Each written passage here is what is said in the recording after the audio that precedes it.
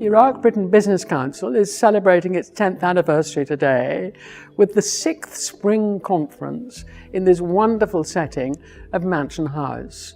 Why Mansion House? Because it's the heart of the City of London, and the City of London is the top of the financial centres of the globe. If Iraq needs anything, it needs proper economic structures and really secure finance. So here, our most important session this morning is on banking and finance. The economy of Iraq is a core topic at this conference. But the bankers are all surrounded by the producers, if you like it, by the oil and gas, construction and infrastructure people, by tech, by construction also of universities, not just big businesses.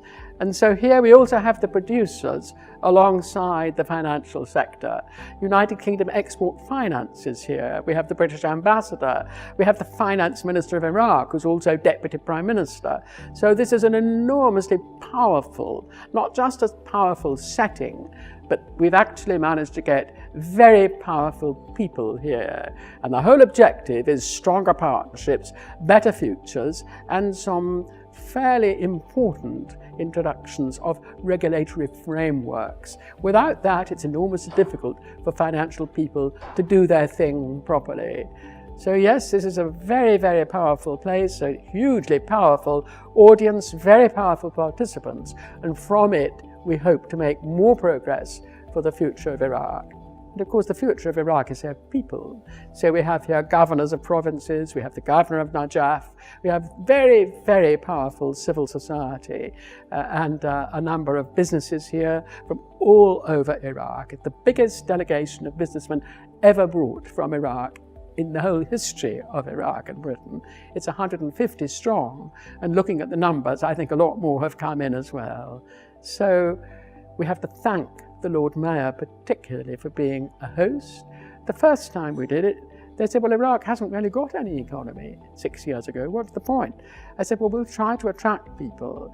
And now here we are. This is a great success story, and on for the next round.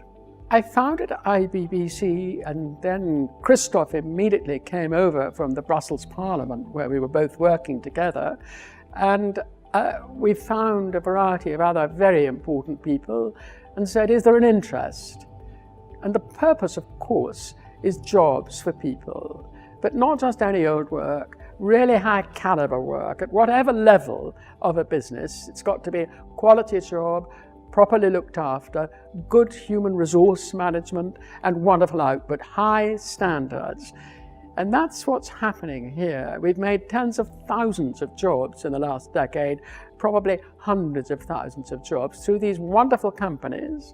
And a lot of the companies who joined at the beginning, they're here today. And they've found the value of these gatherings, and they understand that the future of Iraq, the future of their business, relies on the ordinary person in the street.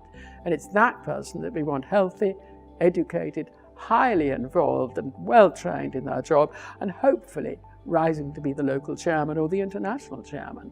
That's our purpose. I didn't see an opportunity a decade ago. I saw despair and desolation.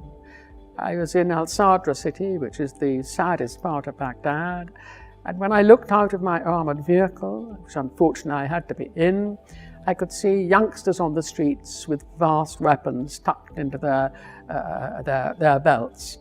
And I could see it was just going to slip backwards. They had nothing to do, and I knew that the girls were at home again with nothing to do.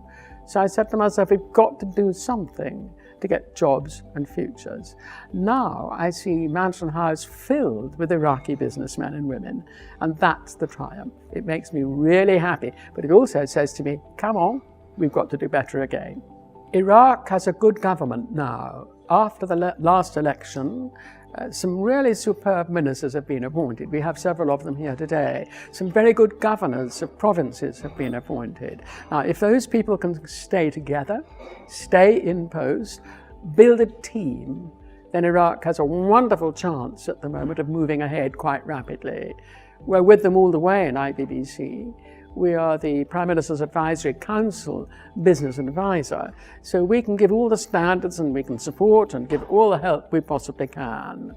So Iraq has a real chance now of doing business, and that's what this is all about. The building of the private sector in linkage with the government. That's where IBB sits in the middle.